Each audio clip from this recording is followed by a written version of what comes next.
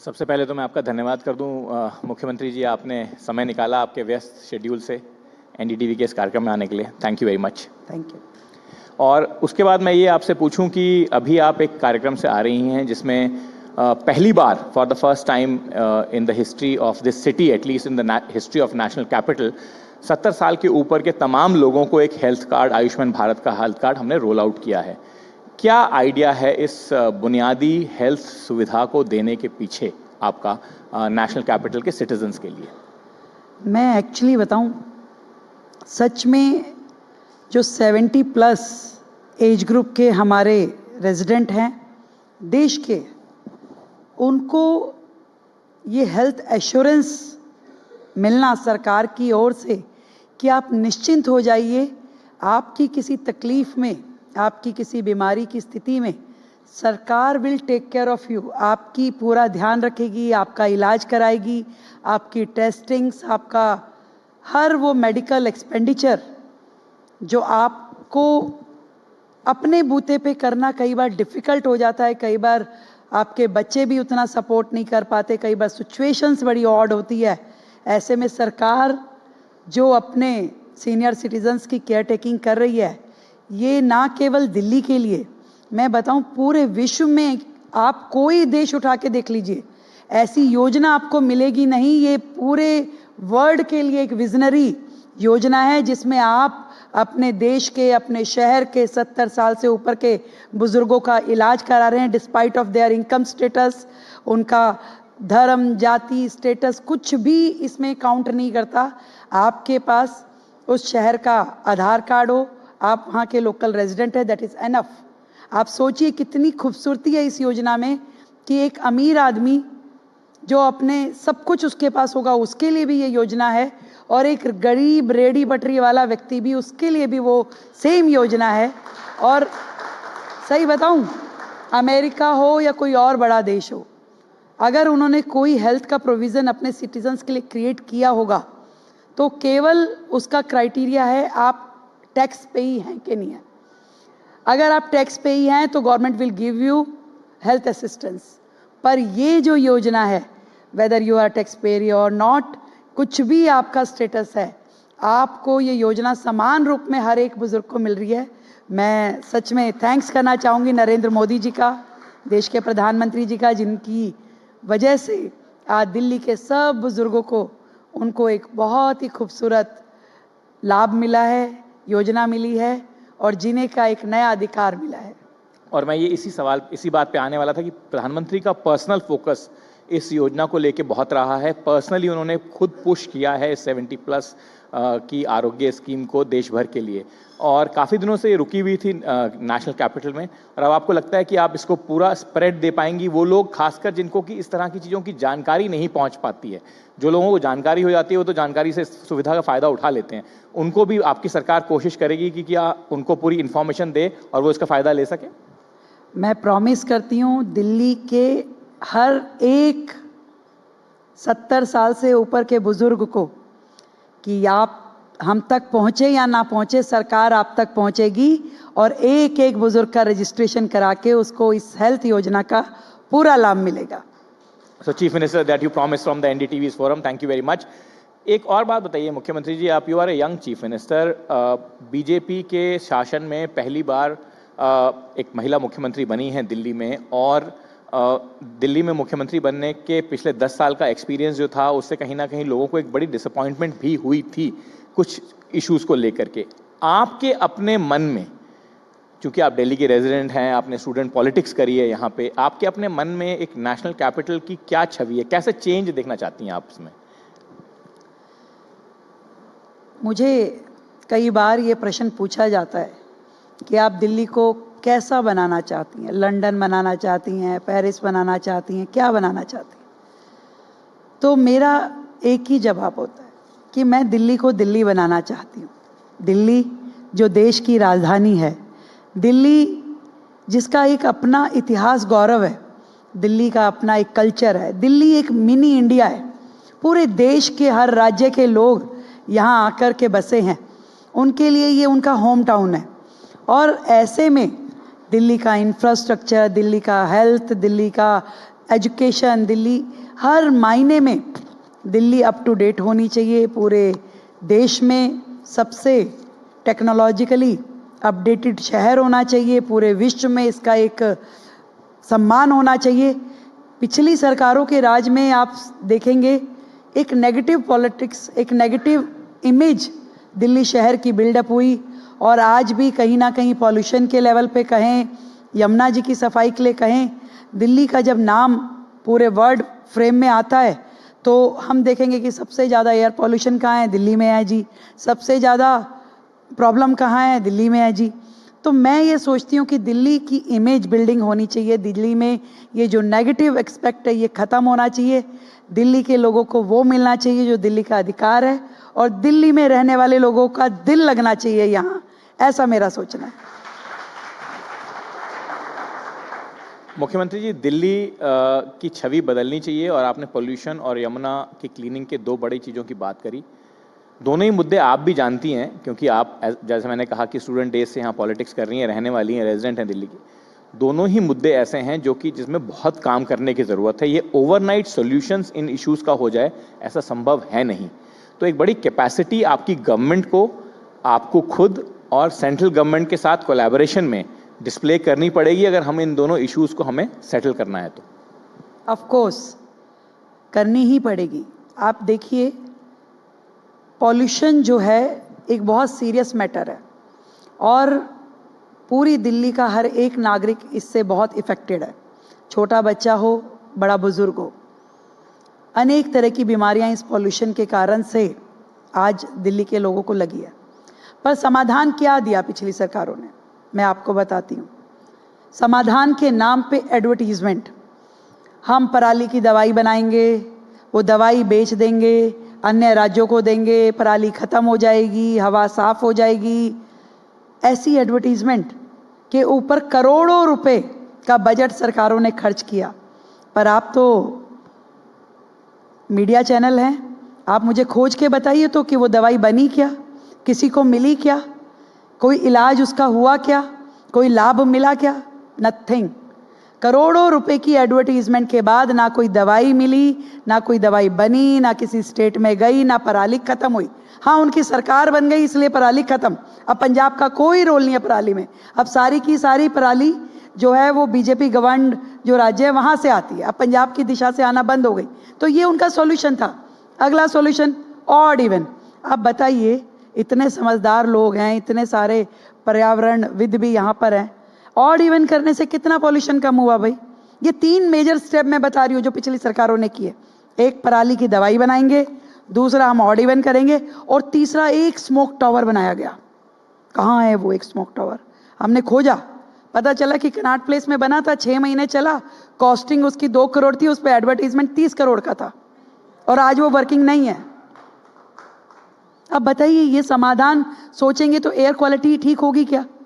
आज भी आपको लगातार जब पता चलता है कि जी आज भी एयर क्वालिटी खराब थी, आज भी, तो ये वो काम नहीं है कि साल के 2 महीने सर्दियों का मौसम आया तो आपने एयर का सोचना शुरू किया, तब आपने ग्रैब लगा दिए, तब आपको कोट फटकार लगा रहा है, तब आप काम करने की सोच रहे हो कि अब क्या करें, और कुछ नहीं मिलता तो दूसरे पे इल्जाम, ये हरियाणा का प्रॉब्लम है, ये यूपी का प्रॉब्लम है, ये बाकी केंद्र सरकार का है, इसमें पीएम नहीं है, इसमें एलजी नहीं है। नहीं भाई, अगर आपको सच में एयर पोल्यूशन ख़त्म करना था तो एक उसका डिटेल स्टडी, उसका सॉल्यूशन, उसमें कंसल्टेंट्स, उसमें ऐसे लोगों की राय कि करना क्या चाहिए। हमने जब सरकार आने के बाद इसको पूरी तरीके से ऑब्जर्व किया, इस समस्या पे घंटों के लोगों की कंसल्टेंसी ली, तो ये समझ में आता है कि जो इसके कंपोनेंट है एयर पोल्यूशन के, चाहे वो आपकी डस्ट हो, क्योंकि आधे से ज़्यादा शहर तो आपका ओपन है, वहाँ पे ना ग्रीनरी है, ना आप वो सीमेंटेड है। दूसरा, इसमें व्हीकलर पोल्यूशन कि आपके जो व्हीकल पूरे शहर में चलते हैं उसका पोल्यूशन होता है। और ये जो डस्ट पार्टिकल एयर में रहते हैं, ये कोई 2 महीने के लिए नहीं आते, ये साल भर है। वो आज गर्मी के मौसम में भी है, वो सर्दी के मौसम में भी है, हर समय है। तो हमने आते ही जितनी योजनाएं बनाई, हमने वाटर स्प्रिंकलर्स थे, हमने जो स्मोक गन्स थी, पूरा साल भर चले, एक्सेप्ट मानसून मौसम, क्योंकि उस टाइम तो ईश्वर बारिश कर रहा है, तो पूरा साल भर स्प्रिंकलिंग हो, पूरा साल भर स्मोक गन्स चलें ताकि जो एयर पॉल्यूटिंग कंटेंट हैं वो बैठ जाएं। ये साल भर की योजना बनाई, डिटेल्ड बनाई कि आपके अगर दिल्ली में 250 वार्ड हैं तो उन 250 वार्डों पे 4-4 मशीनें उनको अलॉट करनी है। उसके लिए बजट क्रिएशन किया, उसके टेंडर लगे और अब वो जनता के बीच में आने की शुरुआत पे है। तो ये जो काम किया, मतलब अब व्हीकल का पॉल्यूशन है तो व्हीकल मान लीजिए आप पब्लिक ट्रांसपोर्ट को कर लेंगे तो प्राइवेट ट्रांसपोर्ट, और प्राइवेट ट्रांसपोर्ट को भी कर लेते हैं तो जो दिल्ली के बाकी शहरों से यहाँ पे ट्रांसपोर्ट आ रहा है वो प्राइवेट गाड़ी आ रही है, वो आपकी ट्रांसपोर्ट की बसेज आ रही हैं, राजस्थान से आ रही है, हरियाणा से आ रही है, पंजाब से आ रही है। तो क्या आप उनका पॉल्यूशन चेक कर रहे हैं? तो ये भी तो कंपोनेंट है दिल्ली के पॉल्यूशन में। तो इसके लिए क्या नीति बनाई, इसके लिए क्या किया? तो इस सब के ऊपर काम करने की ज़रूरत है, बहुत ज़्यादा डिटेलिंग में। और मैं विश्वास दिलाती हूँ कि दिल्ली की आपकी अपनी ये सरकार अब इस पे बहुत माइक्रो मैनेजमेंट के साथ चल रही है। हर एक जो सेगमेंट पॉल्यूशन का है उस पे काम किया जा रहा है और हर एक को समाधान दिया जाएगा। और सेम यमुना पॉल्यूशन के लिए? यस, यमुना, देखिए यमुना जी पे भी केवल बातें हुई। सरकार ने 8,000 करोड़ रुपए पिछली सरकार को दिया, अब वो उन्होंने कहाँ खर्च किया, क्या कर दिया, पर यमुना को सॉल्यूशन नहीं मिला। कस्में खाई, वादे किए, बाद में माफ़ी भी मांग ली, पर होना क्या चाहिए था। आज यमुना जी का जो सेगमेंट हमारी दिल्ली में आ रहा है, प्रयागराज से शुरू हो, प्रयागराज पे ख़त्म होते हैं और यमुनोत्री से शुरू होकर यमुना का जो जितना हिस्सा दिल्ली के अंतर्गत है वो सबसे ज़्यादा पॉल्यूटिंग इसलिए है कि उसमें 22 बड़े बड़े नाले जो कि नदी से भी बड़े हैं वो सारे जाके यमुना जी में एज इट इज़ गिरते हैं, जिसमें आपका इंडस्ट्रियल वेस्ट होता है, जिसमें आपका डोमेस्टिक वेस्ट और हर प्रकार की गंदगी, केमिकल सब उसमें है। तो सबसे पहला इलाज तो ये है कि इन सभी नालों की डिसिल्टिंग हो, इन सभी के ऊपर एसटीपीज़ बने। ये जो जिस नाले को आप कर्व नहीं कर सकते वहाँ डिसेंट्रलाइज एसटीपी बने। आप यकीन मानिए कि मैं आपको पिछले 15 दिन पहले की, 1 महीने पहले की रिपोर्ट, देखो सरकार को अभी 65 दिन हुए हैं, एक भी एसटीपी वर्किंग में नहीं था उनकी सरकार के समय का, एक भी डिसेंट्रलाइज एसटीपी उन्होंने बनाया नहीं। आज हमारी सरकार के माध्यम से हमने 9,000 करोड़ रुपए इस प्रोजेक्ट में रखे और उसमें से 500 करोड़ के केवल डिसेंट्रलाइज एसटीपी की, जो आपके नाले को देन एंड देयर वहीं सफाई करके उसके बाद उसका बीओटी ठीक करके उसको नाले में छोड़ेंगे, उसके बाद उसको यमुना जी में छोड़ा जाएगा। तो ये इस काम करने की ज़रूरत है। आज जब मुझसे लोग पूछते हैं जी कब तक साफ़ हो जाएगी, इसीलिए मैं उनको कहती हूँ भाई मुझे झूठ बोलने की आदत नहीं है, मैं जो बोलूँगी सच बोलूँगी। काम चल रहा है, काम प्लान हुआ है, काम के वर्क ऑर्डर होंगे, एक एक चीज़ बनेगी, समय लगेगा, क्योंकि जिस योजना पे काम शुरू ही नहीं हुआ आज उसको शुरू करने की ज़रूरत है, उसको लागू करने की ज़रूरत है और तभी तो रिजल्ट निकलेगा और तभी यमुना साफ होगी। तो हम जो भी मेजरमेंट्स हैं उन सबको कर रहे हैं और यमुना आपको एक दिन ज़रूर ऐसा मिलेगा जब साफ दिखाई देगी और आप सब उसके किनारे बैठ कर के यमुना जी की आरती करेंगे और मन से जो आपके भाव हैं उनको पूरा करेंगे। मुख्यमंत्री जी, आपने इससे पहले एक बात कही थी कि यहाँ पे दिल्ली शहर है, सारे देश के लोग आते हैं, यहाँ रहते हैं, माइग्रेंट पॉपुलेशन है, और माइग्रेंट पॉपुलेशन से जुड़ा हुआ एक सेक्टर है एमएसएमई सेक्टर का, जिस सेक्टर के लिए हम ये आज कॉन्क्लेव कर रहे हैं। और एमएसएमई सेक्टर में ही सबसे ज़्यादा माइग्रेंट्स एंगेज होते हैं, वो एम्प्लॉय करता है उनको, और उन्हीं के बेसिस पे major employment even in a city like Delhi, हालांकि दिल्ली में और बहुत तरह के एम्प्लॉयमेंट भी हैं, पर एमएसएमई सेक्टर के दम पे ही वो सारी एम्प्लॉयमेंट दिल्ली में रहती है। तो एमएसएमई सेक्टर को स्ट्रेंथन करने के लिए और उनको मदद करने के लिए या उनके कारोबार को बढ़ाने के लिए आपकी सरकार के मन में कोई थॉट, कोई सोच, कोई नई दिशा आप लेना चाह रही हैं? आज दिल्ली में जितने उद्योग हैं, जितने ट्रेड हैं, वर्षों से बड़ी बुरी अवस्था में है। उनको जो असिस्टेंस गवर्नमेंट से मिलना चाहिए, जो पॉलिसी गवर्नमेंट लेवल पे बननी चाहिए, वो दिल्ली में उसकी कमी रही। और इस कारण से आप देखेंगे कि देश भर में कम बिजनेस अपॉर्चुनिटी होने की वजह से हमारे जितने ट्रेड हैं, हमारी जितनी इंडस्ट्री है, वो दिल्ली से बाहर का रास्ता खोजती रही। आज ज़रूरत है नई इंडस्ट्री पॉलिसीज़ बनाने की। आज ज़रूरत है आप व्यापार को ईज़ ऑफ डूइंग बिजनेस करने की। आज ज़रूरत है नई वेयर हाउस पॉलिसी लाने की। हर एक समस्या जो हमारी इस व्यापार जगत की है उसको सुनने की और सुलझाने की। मैं बड़े अफसोस के साथ कहती हूँ कि आज कोई ऐसा प्लेटफॉर्म नहीं है जहाँ पे हमारे इन ट्रेडर्स का, हमारे व्यापारियों का, हमारे उद्योगपतियों की समस्याओं को सुना जाए और उनका समाधान किया जाए। एज ए दिल्ली गवर्नमेंट मैं इस बात को इस तरीके से कह सकती हूँ कि आज जितने भी हमारे शहर में उद्योग हैं उनके लिए जिन नई पॉलिसीज़ को फ्रेम करने की ज़रूरत है सरकार उनको बनाएगी।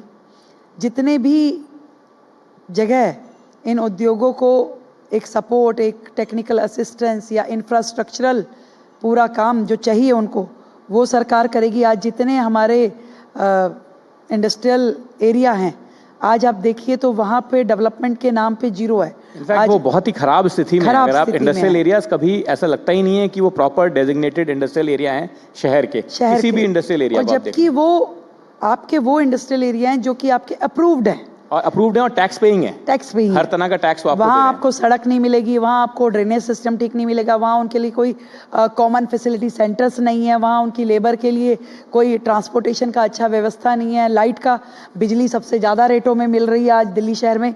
तो इतनी सारी तकलीफ़ें उनके पास है।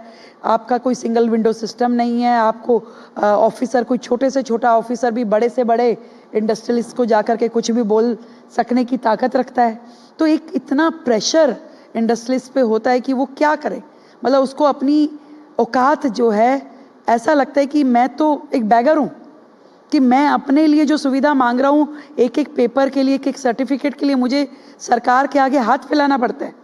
तो मैं ये सोचती हूँ कि दिल्ली में हमारी इंडस्ट्रियल पॉलिसी बहुत सुलभ होनी चाहिए और पब्लिक को सपोर्ट करने वाली होनी चाहिए, और ऐसा होना चाहिए कि इंडस्ट्रीज़ जो हैं वो हमारे दिल्ली में आकर के काम करना पसंद करें। इससे रोज़गार भी जनरेट होगा, इससे आपकी इकोनॉमी बढ़ेगी और रेवेन्यू भी बढ़ेगा ऑब्वियसली। तो हमें इस सारी फ्रेमवर्क में, आज इतनी सारी इंडस्ट्रीज लीज पे दी हुई है, वर्षों से वो फ्री होल्ड नहीं हो पा रही, और कितने सारे लीगल केसेस इसी के कारण आते हैं। लोग ये सोचते हैं कि भाई हम कोई चीज़ खरीदे तो खरीदे कैसे, उसको चलाएं तो चलाएं कैसे।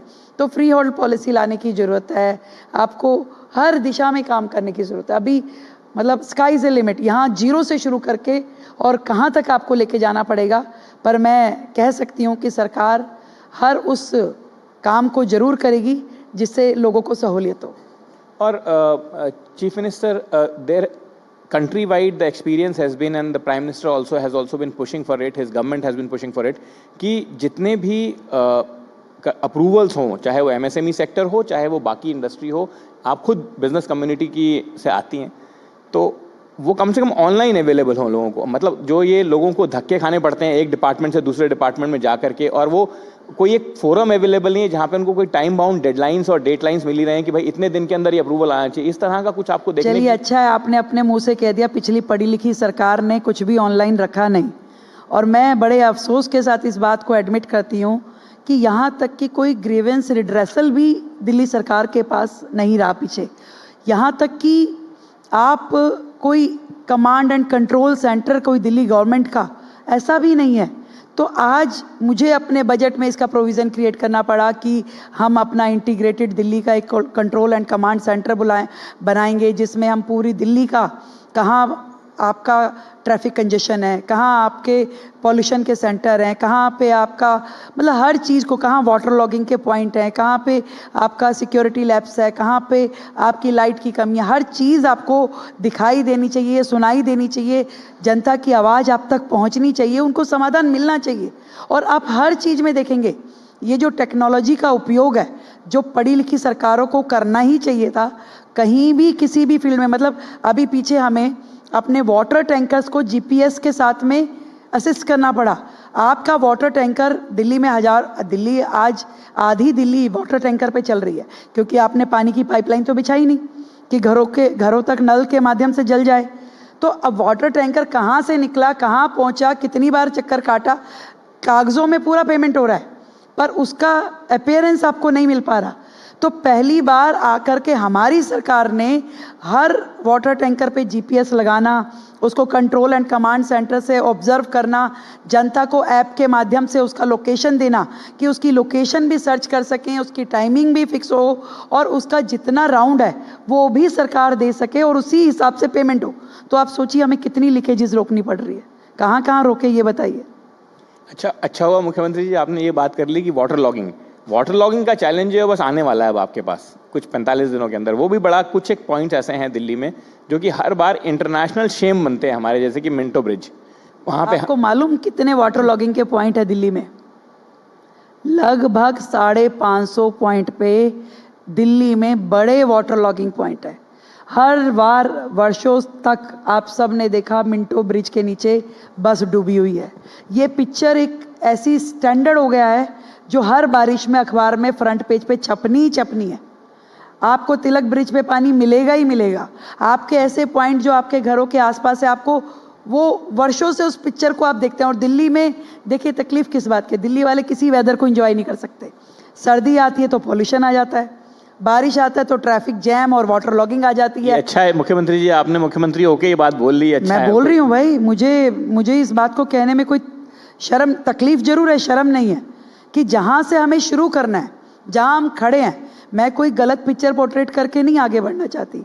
आप गर्मियों में हीट वेव का प्रॉब्लम है, हर मौसम कुछ ना कुछ प्रॉब्लम लेके आता है, पर उसका टाइमली समाधान हो जाए, उसकी एक पूरी वर्किंग हो जाए। जैसे अब वाटर लॉगिंग की प्रॉब्लम आपने कही, आज हमारी सरकार को बने हुए 65 दिन हुए, परंतु कम से कम 5 बार दिल्ली के बड़े ड्रेन्स पे मैं खुद जा कर के खड़ी होके वहाँ पे विजिट करके आई हूँ कि किस नाले पे कितना डिसिल्टिंग हुआ है। आप मेरा रिकॉर्ड सोशल मीडिया पे और अपने चैनल्स पे और न्यूज़पेपर में देख सकते हैं कि पिछले 60 दिन के अंदर 5 बार दिल्ली की सभी बड़ी ड्रेन्स को मैंने खुद जा कर के, हमारे मंत्रियों ने, एलजी साहब ने जाके वहाँ खड़े होना, कितना सिल्ट का टारगेट दिया था, कितनी सिल्ट निकली, पहुंची कि नहीं पहुंची अपना ढलाव पर। उसके बाद भाई आपके सारे बड़े ड्रेन बंद हैं, भरे हुए हैं, ओवरफ्लो है। तो दिल्ली में जो 2023 की बाढ़ आई थी वो कितनी शर्मनाक थी कि देश की राजधानी में जहां नदी तो सूखी रहती है पर बाढ़ आ रही है। क्यों? क्योंकि नाले भरे हुए हैं, बड़े नाले भरे हुए हैं, इसलिए आपके पीडब्ल्यूडी के नाले नहीं खुलते, पीडब्ल्यूडी के नाले भरे हुए हैं इसलिए आपके अंदर की नालियां ओवरफ्लो होती है और बेचारा व्यक्ति घर से स्टेप डाउन करने में सोचता है कि देखो पानी भरा हुआ है। और उसको लेके एक बड़ा दर्दनाक हादसा भी हो गया राजेंद्र नगर में, जो 3 IAS। एग्जैक्टली वो क्या था? वो वाटर लॉगिंग थी, जो आपके नाले सफाई नहीं हुए। अगर वो नाले साफ होते तो वो 3 बच्चे नहीं मरते। तो कौन ध्यान दे रहा था, कौन मंत्री जा रहा था? आप मुझे बता दीजिए, कभी मंत्री जी ने या किसी मुख्यमंत्री ने पहले नालों के ऊपर राउंड किए हो इतने? आज ये सरकार जो लोगों की, जनता की सरकार है, वो अपना देख रही है। नाले भी डिसिल्ट होने चाहिए, आपके वाटर लॉगिंग के पॉइंटों को भी आपने कर्व करना है। आज मिंटो ब्रिज पे खुद हमने घंटों खड़े होके, कैसे होगा, मैं खुद 6 टैंकर पानी वहाँ लेके गई, गिरवाया, दिखाया कि भाई पानी आपका। एक बारिश में तो ये हुआ कि सरकार ने पंप लगा दिया, जब बारिश आई तो वो पंप ही डूब गया और वो ट्रैफिक जाम के कारण ऑपरेटर पहुंच ही नहीं पाया।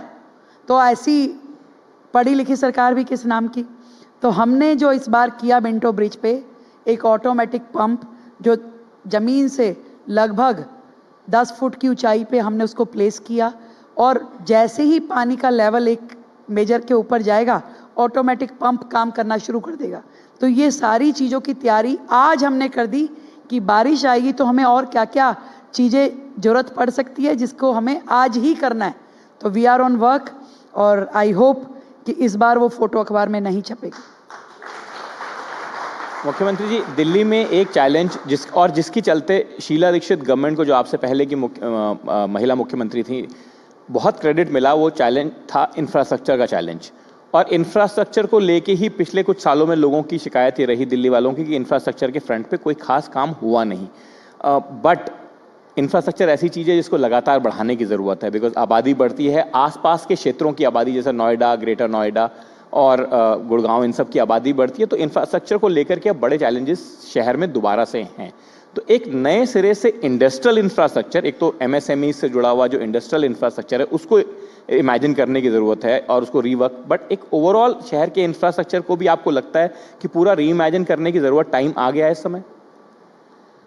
देखिए, मैं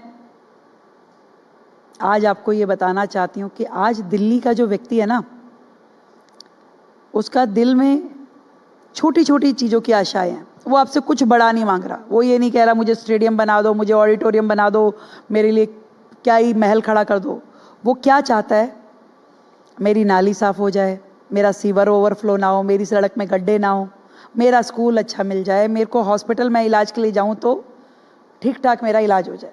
ठीक है, आप पिछली सरकार का पूरा 10 साल 11 साल का टेन्योर देखिए। एक फ्लाईओवर, एक बड़ा रोड, एक बड़ा अस्पताल, या कोई सिर्फ मीडिया, सोशल मीडिया पे आपने अपने प्रोजेक्ट को ऐसे दिखाया कि हमारा एजुकेशन जो है मॉडल बहुत बढ़िया है, हमारा हेल्थ मॉडल बहुत बढ़िया है, पर कोई कैपिटल एक्सपेंडिचर उस सरकार के द्वारा किया ही नहीं गया। उन्होंने ऐसी ऐसी स्कीम ला दी कि भी फ्री बीस को करके कि दिल्ली के लोग केवल इसमें उलझे रहें और उनकी नज़र जो है इंफ्रास्ट्रक्चर पे जाए ही ना। और मुझे ये कहने में कोई तकलीफ़ नहीं है कि जितना भी इंफ्रास्ट्रक्चर दिल्ली में आज खड़ा है, या तो वो आदरणीय मदन लाल खुराना जी के समय का है, जो उन्होंने मेट्रो शुरू करी, जो उन्होंने फ्लाईओवर बनाए, जो उन्होंने काम अपने टाइम में किए, या उसके बाद शीला दीक्षित जी ने जो उसको आगे बढ़ाया, और या फिर हमारे नितिन गडकरी जी और मोदी जी जिनके माध्यम से पूरा हमारा पेरिफेरी वे और पूरा एक्सप्रेस वे या फ्लाईओवर जो दिल्ली को मिले, बड़ा बड़ा पेरिफेरी वे जो आपको मिला, वो केवल केंद्र सरकार की वजह से मिला। आप केजरीवाल साहब का तो पूरा वो टटोल लीजिए, कोई आपको एक उद्घाटन नहीं मिलेगा। मेट्रो का शेयर कभी नहीं देती थी सरकार। आज भी मेट्रो की 6,000 करोड़ की देनदारी जो उनके टाइम की है पेंडिंग है, जो हमें देनी पड़ेगी। पर मेट्रो पे अगर झंडी लहरानी हो, ट्वीट करना हो, क्रेडिट लेना हो, तो वो तुरंत पहुंच जाते थे। देखिए मेट्रो का मतलब, ये वो सरकार थी जिन्होंने मेट्रो का 4th फेज 5th फेज को लाने के लिए, मतलब टरकाने के लिए, रोकने के लिए, उसको हडल क्रिएट करने के लिए सारे काम किए कि क्रेडिट मिल ना जाए कहीं पे। तो ऐसे में उन सरकारों की क्या ही बात करें, पर इंफ्रास्ट्रक्चर दिल्ली की इस टाइम की टॉप मोस्ट ज़रूरत है। और मैंने जो इस बार दिल्ली सरकार का बजट प्रस्तुत किया 1 लाख करोड़ का, उसमें हमारी टॉप प्रायोरिटी इंफ्रास्ट्रक्चर है। फिर वो चाहे पानी की पाइपलाइन हो, सीवर की पाइपलाइन हो, सड़कें हो, रिपेयर हो, फ्लाईओवर हो, ब्रिजेस हो, फुटओवर ब्रिज हो, या हॉस्पिटल्स की बिल्डिंग रिपेयर हो, नई बिल्डिंग बनना हो, या हमारे स्कूल का रेनोवेशन, हर चीज़ में जो इंफ्रास्ट्रक्चरल एक्सपेंसेस है। और पहली बार दिल्ली में ऐसा बजट आया जिसमें कैपिटल एक्सपेंडिचर के नाम पे काम हो रहे हैं, अब होंगे, और वो सरकार उसकी पूरी केयर टेकिंग करेगी।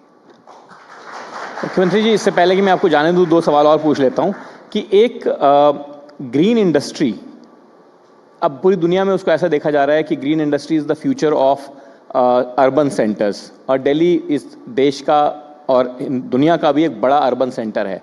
तो आपको लगता है कि अब जो हमारी इंडस्ट्री है उसमें, जहाँ पहले भी बहुत दफ़ा सीएनजी के यूज़ के साथ में और इस सब के साथ में ग्रीन की तरफ ट्रांजिशन होने की ज़रूरत हुई, बट अब नेक्स्ट जनरेशन इंडस्ट्रियल रिफॉर्म में ग्रीन की तरफ बढ़ने की ज़रूरत अब आपको लग रही है, और उसके लिए आपकी गवर्नमेंट को इंडस्ट्री के साथ मिल करके काम करना होगा, पर्टिकुलरली एमएसएमई में, जहाँ पे कि इस तरह की ग्रीन इनिशिएटिव्स की काफ़ी ज़रूरत है? बिल्कुल सही कह रहे हैं।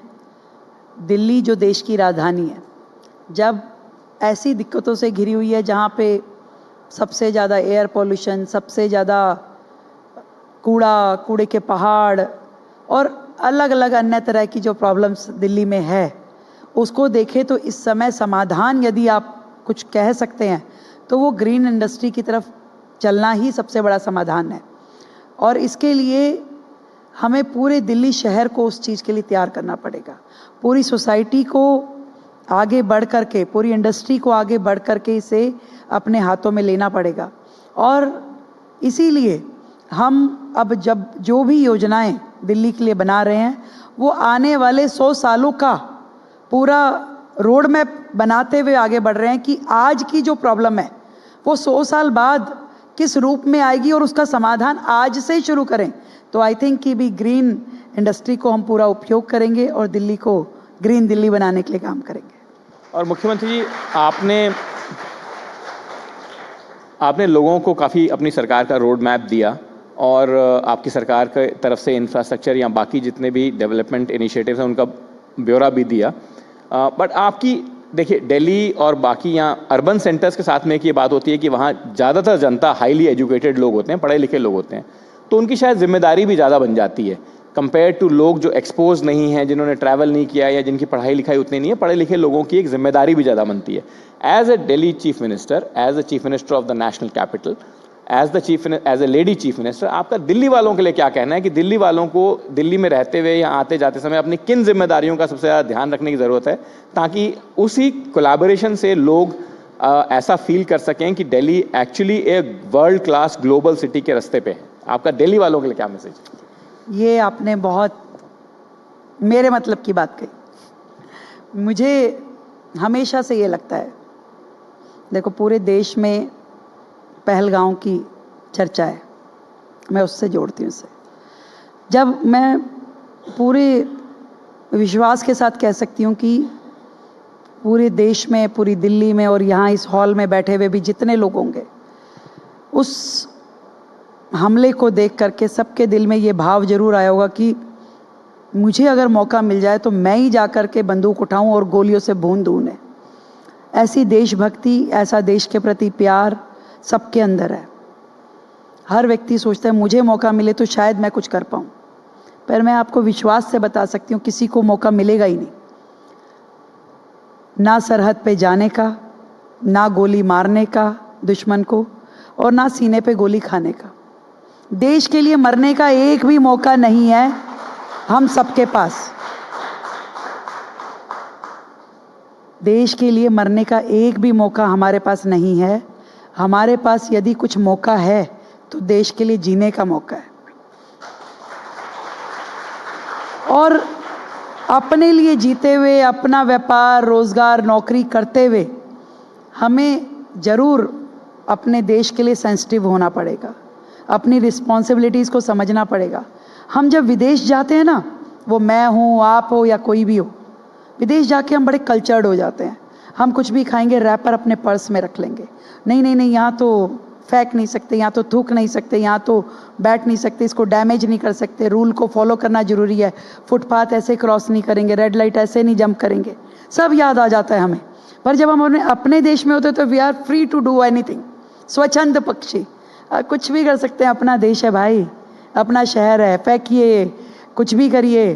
तो मैं ये सोचती हूँ कि यदि हम लोग बड़ा काम ना सही, छोटा छोटा ये समझ लें कि ये मेरी रिस्पॉन्सिबिलिटी है कि मेरा शहर गंदा ना हो, मैं कूड़ा सड़क पे ना फेंकूं, मैं ट्रैफिक रूल्स को डिसोबे ना करूं, मैं अपने घर की मूर्ति टूट जाए तो नज़दीक के किसी पेड़ के नीचे जाके ना रखूं, कुछ और सोचूं कि इसका क्या वे आउट है, मैं अपने घर की फूल मालाएं पूजा करने के बाद नहर में ना फेंकूं, मैं अपनी आस्था का पालन करते हुए गाय को रोटी खिलानी है तो सड़क पे ना फेंक के आऊं। मैं मुझे एक सवाल पूछना पड़ेगा आपसे, उस पे पहले अरे मैं पूछ तो लूं, बता तो दूं। अब जब आपने कहा है कि दिल्ली वालों से क्या कहना चाहती हो, बिल्कुल, तो उनको समझ में आए कि भाई मुख्यमंत्री जी आपसे निवेदन कर रही है कि दिल्ली अपनी है। मैंने तो नेताओं को भी बोला है भाई कि ये जो दिल्ली में पोस्टर लगाते हो, वॉल रेंटिंग करते हो, सब बंद करो, नहीं करनी है। अब दिल्ली को सुंदर बनाना है, साफ बनाना है, और स्टार्टिंग फ्रॉम माई सेल्फ। कभी मैंने भी करी होगी गलती, पर हम अगर दिल्ली को खूबसूरत देखना चाहते हैं, हरा भरा देखना चाहते हैं, तो ये हमारी रिस्पॉन्सिबिलिटी है कि हम प्लांटेशन करें, दिल्ली को बदसूरत ना करने दें। कमर्शियल जो हम करते हैं, वॉल राइटिंग, पोस्टर राइटिंग, और ये सब छोड़ना पड़ेगा। दिल्ली को साफ रखने के लिए हम सबका रोल प्ले है। जो चीज़ हमें बुरी लगती है वो हम करें भी ना, बस इतना अगर हमने कर लिया तो ये मानिए कि आज से दिल्ली सुंदर दिल्ली, विकसित दिल्ली, हरित दिल्ली सब होना शुरू हो जाएगी। तो एक काम देश के नाम, हम सबको अपने लिए सोचना होगा और करना होगा। जी, अब मैं आपसे कह रहा था कि जो गाय को रोटी खिलाने वाला वो एक इंसिडेंट आपके साथ हो भी गया, आपने सड़क पे किसी को टोका भी कि भाई ये खिलाना है तो जरा। अरे होता तो कई बार है। अब मुख्यमंत्री बनने के बाद कैमरा मेरे ऊपर आया। तो मैं तो इस काम के लिए हमेशा से कोई मुझे दिखता है तो टोकती रहती हूँ। यहाँ तक कि जब मैं अपने मेरा कॉन्स्टिट्यूंसी एरिया शालीमार बाग निगम पार्षद थी तो मैंने अपने वॉलेंटियर खड़े कर दिए हर चौक पे कि कोई डाले तो उसको पकड़ लेना और उसको रिक्वेस्ट करना कि भाई यहाँ नहीं डालना है। तो लोग झगड़ा करते थे, आपको क्या दिक्कत है जी, हम तो डालेंगे, हमें तो पंडित जी ने बोला कि पालक खिला के आना है गाय को आज, तो मैं तो यहीं खड़ा होकर गाय को पालक खिलाऊंगा, मैं तो यहीं रोटी खिलाऊंगा। तो मतलब लोग इस चीज़ को नहीं समझ रहे कि आप जिसे माँ कह रहे हैं, गौ माँ, उसके लिए सड़क पे डाल के रोटी खिला रहे हो, कुछ भी सामान खिला रहे हो, तो क्या ये फेयर है? कभी गाय को भी एक्सीडेंट हो सकता है, कोई गाड़ी टक्कर मार जाएगी और कहीं वहाँ पे फिसलन होने से होता ही रहता है, वो गाय के साथ भी एक्शन यस, व्यक्ति को भी दिक्कत, गौ माता को भी दिक्कत। ऐसा काम क्यों करना है? और वो लोग भी कल्प्रिट हैं जो गाय को सड़क पे छोड़ते हैं, एक्चुअल में तो वो ज़्यादा कल्प्रिट है। फिर वो खिलाफ एक्शन ले आपकी सरकार, उनके खिलाफ एक्शन ले आपकी सरकार? देखिए, ले भी रही है लगातार। अभी सिस्टम को बहुत ठीक करने की जरूरत है, इसमें बहुत सारी एजेंसीज इन्वॉल्व हैं। गाय सड़क पे छोड़ने वाला जो गवाला, जो दूध वाला है, वो इन्वॉल्व है। वो जो एमसीडी जिसको गायें वहाँ से हटानी है और वो नहीं हटा रहे या मिली भगत है, वो जिम्मेदार है। जहाँ से उठा करके जिस गौशाला में भेजनी है उसकी कमी, गौशालाओं की कमी, वहाँ पे केयर टेकिंग की कमी, वो जिम्मेदार है। और ऐसे पूरा सिस्टम रेनोवेट होने की ज़रूरत है। उसमें जो काम दिल्ली सरकार के पार्ट पे है 100% उसे हम पूरा करेंगे। एक नई गौशाला 40 करोड़ की लागत से दिल्ली सरकार बना रही है, जो कि बिल्कुल एक मॉडल गौशाला होगी। और इसके अलावा भी समाज के साथ में जुड़ करके ज़मीन सरकार दे, गौशाला लोग चलाएं, ऐसा प्रपोजल भी सरकार की ओर से है। Chief Minister, you spared some very valuable thoughts and also spared your valuable time. I know you have a busy schedule. Your government is only 65 days old, but I wish you luck from the NDTV group, and I wish you luck from all the people who have assembled here. Thank you very much for coming, Chief Minister. Thank you.